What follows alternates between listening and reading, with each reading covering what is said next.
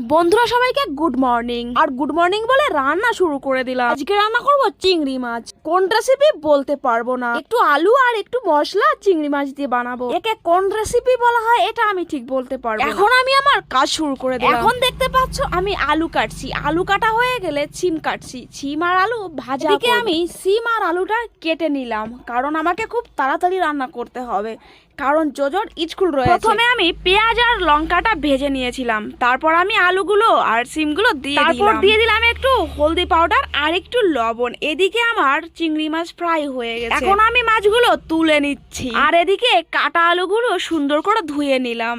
এখন আলুগুলো ফ্রাই করব। দেখতে পাচ্ছ আলুগুলো কড়াইতে দিয়ে দিয়েছি। আলুগুলো দেখো সুন্দর লাল হয়ে গেছে। আমি কিন্তু আগে মশলাটা ফ্রাই করে নিয়েছিলাম, তারপর আলু আর চিংড়ি মাছটা দিয়ে দিয়েছি। এদিকে জোজোর স্কুলের সময় হয়ে যাচ্ছে, তো ওকে আমি একটু গরম জল প্রথমে খাইয়ে দিলাম।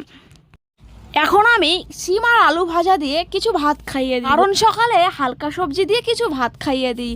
মশলা দিলে আবার পেটে ব্যথা করবে। এদিকে জোজোর স্ন্যাক্স রেডি করছি। দেখো আছে কিছু আঙ্গুর আর কিছু কলা, আর ভাত দিয়েছি দেখো মাখিয়ে, সাথে একটু কাঠ দিয়ে দিয়েছি। ওকে স্কুলে স্ন্যাক্স আর লাঞ্চ একসঙ্গে দিয়ে দিতে হয়।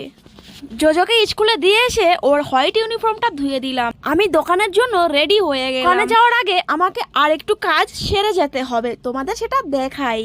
আমি কিন্তু অলরেডি রেডি হয়ে গিয়েছি। আর এদিকে দেখো বেডশিট নেই আমার বেডে, কারণ জোজো রাত্রে একটু বমি করেছিল, কেন জানি না, পেটে হয়তো গরম বসে গেছে, এজন্য বেডশিটটা তুলে অন্য একটা বেডশিট পাতিয়ে দিলাম।